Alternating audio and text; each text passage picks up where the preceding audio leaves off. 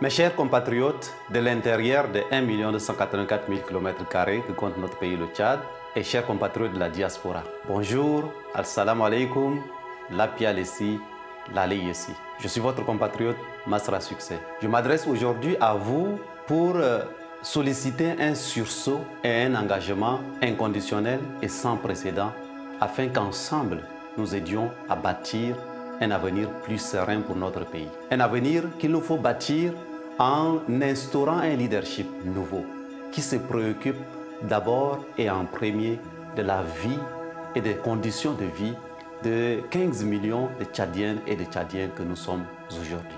Je m'adresse à vous tous, intellectuels, forces de sécurité, coiffeurs, clandomanes, éleveurs, agriculteurs, entrepreneurs. Je m'adresse à vous tous, artistes, autodidactes, sportifs, hommes de médias, hommes de culture. Je m'adresse à vous tous, étudiants, élèves, enfants de rue, abandonnés à votre triste sort. Je m'adresse à vous tous, fonctionnaires internationaux, vous qui, pour diverses raisons, êtes amenés à vivre dans la diaspora, mais pour qui l'avenir de notre pays vous préoccupe chaque jour. Je m'adresse à vous tous, hommes, femmes de tous horizons, peu importe votre religion, peu importe votre région, peu importe votre formation initiale, votre parcours, que vous appartenez à un parti politique ou non, importe très peu. Je m'adresse à vous tous qui n'avez jamais voulu un jour vous engager pour la chose publique parce que simplement vous ne croyez plus dans la capacité de nos dirigeants à nous amener vers un horizon nouveau. Vous qui êtes restés très longtemps dans la résignation. Le Tchad, notre pays, est à la croisée des chemins. Vous tous qui vous sentez copropriétaires de ce pays et qui voulez laisser pour la future génération un avenir meilleur, c'est maintenant que je vous invite à rejoindre l'ensemble des transformateurs et des transformatrices de notre destin commun, de notre maktoub commun, de notre avenir commun. Les dirigeants actuels qui dirigent notre pays depuis bientôt 30 ans et sans alternance ont eu le temps de montrer leurs limites. Ils nous laissent un pays en banqueroute qui profite à quelques-uns.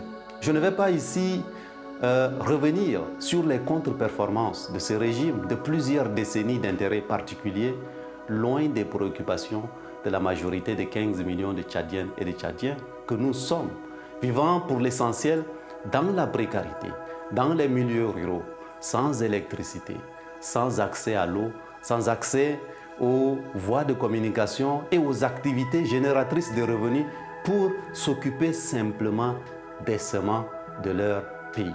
Je veux surtout m'adresser à vous aujourd'hui pour parler d'avenir, car loin de répondre à ces préoccupations légitimes et majeures pour notre pays, eh bien ces dirigeants s'apprêtent à changer pour une énième fois notre constitution selon le bon vouloir du président de la République, qui tantôt rallonge le nombre de mandats, tantôt élimine la limitation en accusant d'ailleurs au passage les puissances occidentales qui lui auraient envoyé des constitutionnalistes pour modifier la Constitution. Mais cette fois-ci, la situation est des plus graves, avec la volonté d'instaurer une nouvelle république passant en pertes et profits toutes les dérives, tout en continuant avec les mêmes qui nous ont amenés à ce niveau de sous-développement et de misère sociale généralisée où moins de 5% de la population a accès à l'électricité et l'eau, où des milliers, des dizaines de milliers, des centaines de milliers de femmes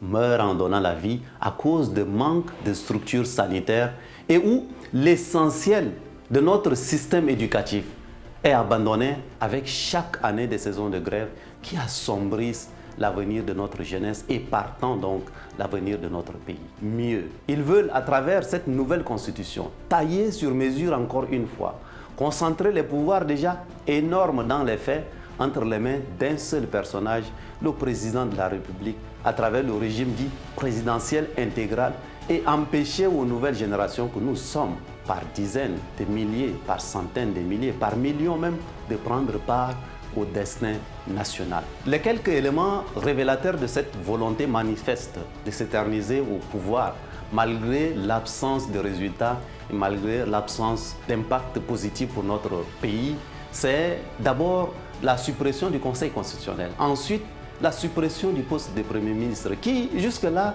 servait en quelque sorte de symbolique élément de jonction pour notre fragile unité nationale. C'est aussi l'augmentation de l'âge minimum pour être candidat à la présidence de la République, en faisant passer de 35 ans à 45 ans, alors même que le président de la République lui-même, il y a 30 ans, quand il prenait le pouvoir, avait moins de 40 ans. Et voyez-vous, mes amis, Sankara avait bien 34 ans quand il avait pris le pouvoir. Et que partout dans le monde, aujourd'hui, regardez autour de vous, le bon sens plaide pour une régénération pour apporter du sang neuf à toutes les sphères décisionnaires des pays. Toutes ces décisions ont été adossées sur un simulacre de forum dit inclusif qui a réuni pour l'essentiel les amis du président et les membres de sa famille politique et les quelques courtisans avec quelques opinions indépendantes qui sont d'ailleurs très anecdotiques. À l'heure où partout dans le monde et en Afrique même, nous assistons à des changements, à des alternances démocratiques. Chez nous, au Tchad, on veut museler toute énergie nouvelle et instaurer une monarchie qui ne dit pas son nom. Entre-temps, quelles propositions fait-on concrètement? Quelles décisions prend-on concrètement pour diversifier notre économie, pour réduire notre dépendance au pétrole et ainsi créer les opportunités pour les millions de Tchadiens que nous sommes? Eh bien, rien. Quelles décisions prend-on pour améliorer la qualité de vie des populations qui vivent dans les milieux ruraux et pour lesquelles la crise dont on parle est une crise éternelle, puisque ceux-là n'ont jamais eu à bénéficier des fruits, même des rentes pétrolières que nous avons réussies? Que fait-on pour arrêter le pillage des ressources de notre pays, dont le président lui-même reconnaît d'ailleurs que, d'une certaine manière, toutes les personnes qu'il a nommées en 28 ans de pouvoir n'ont été que des pillards pour qui l'unité de compte en banque est le milliard de francs CFA. On connaît donc ces personnes, à l'en croire, mais on ne fait rien pour arrêter l'hémorragie financière, nous privant de tous les moyens de développement qui sont d'ailleurs placés dans les paradis fiscaux, placés dans les biens immobiliers et les biens financiers. Vous connaissez les révélations qui sont faites ces derniers temps.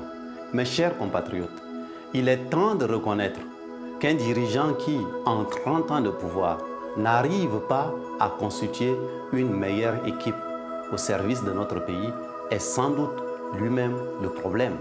Dans un gouvernement comme dans le corps humain, les problèmes les plus graves viennent de la tête.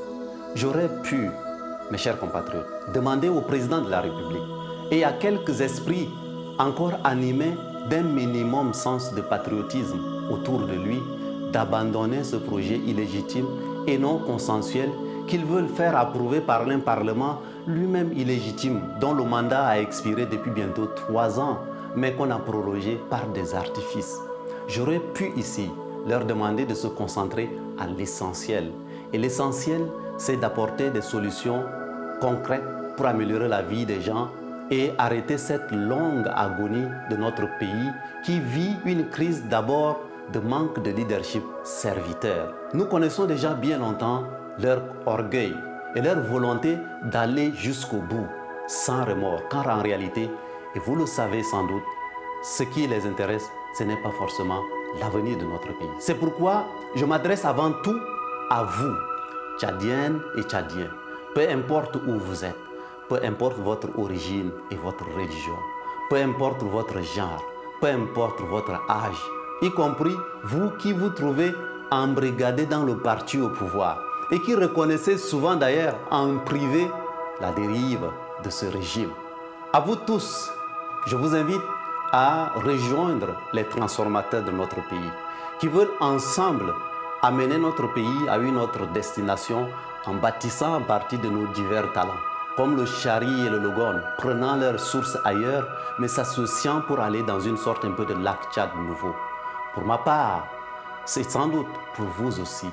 Je veux dire, je n'ai pas choisi de naître tchadien. J'ai juste eu la chance, la grâce et le maktoum de naître dans un pays, le Tchad, plein d'espérance, plein de talents, plein de potentialités, qui a eu une grande vocation africaine et pour lequel je compte continuer à m'employer intensément pour contribuer avec toutes les forces progressistes à lui dessiner un meilleur avenir, celui d'une société fondamentalement assise sur les valeurs de l'excellence 360 degrés, une excellence qui ne regarde pas d'où nous venons, assise aussi sur les valeurs de justice pour tous et de solidarité républicaine et qui ne crée pas des opportunités pour quelques-uns et abandonnant sur le carrefour les autres. Mon intime conviction, permettez-moi de vous le dire mes chers compatriotes, c'est que la matière première de développement d'un pays, c'est la matière grise, le ilm, le cadeau, le talent des hommes et des femmes qui constituent ce pays. Sur les 15 millions de Tchadiennes et Tchadiens d'aujourd'hui, ces compétences existent, y compris pour diriger notre pays. Ces compétences existent. Elles ont besoin d'être mieux mixées, mieux aiguillées, mieux outillées, mieux orientées pour aller à la conquête de notre mustakbal, notre avenir commun. Et c'est possible de réaliser ce rêve d'un Tchad nouveau et profondément transformé avec les nouveaux transformateurs de notre pays.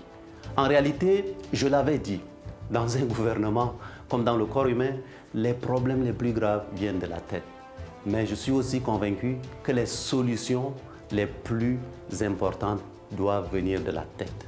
Oui, mes chers compatriotes, de l'intérieur et de la diaspora, les solutions à nos problèmes doivent d'abord venir de nos têtes individuelles et collectives.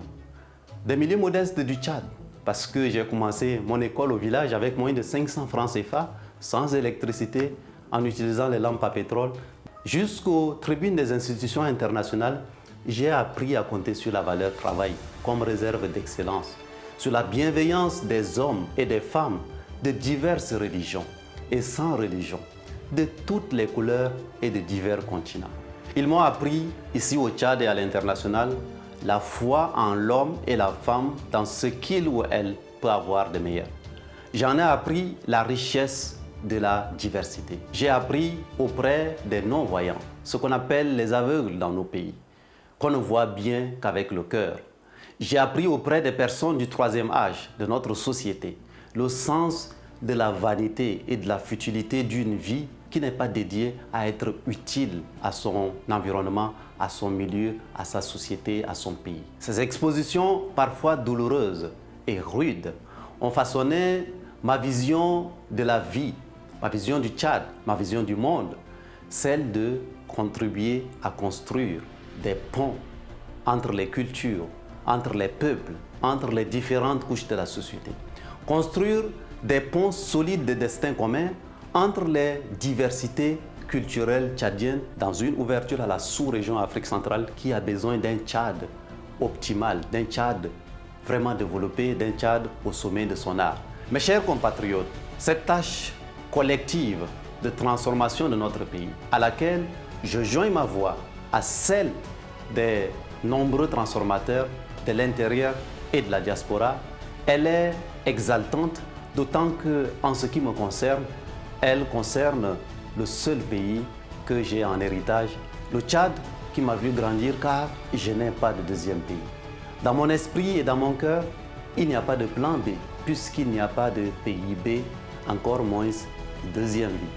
C'est aussi cela, se sentir copropriétaire et non locataire de son pays. Faites votre part du colibri. Agissez pour votre pays. Si ce n'est pas maintenant, c'est quand donc? Si ce n'est pas vous, qui d'autre attendez-vous? Engagez-vous, faites votre part, sentez-vous copropriétaire de ce pays que le destin a voulu que vous ayez en partage. Rejoignez les transformateurs de notre pays pour bâtir ensemble un meilleur avenir. Car ce qui importe et ce qui devrait importer, c'est toujours de regarder en avant, de regarder vers l'avenir et de le construire avec espérance dans la richesse de la diversité que notre pays comporte. Je vous remercie, que Dieu vous bénisse et que Dieu bénisse notre beau pays qu'il nous faut bâtir ensemble.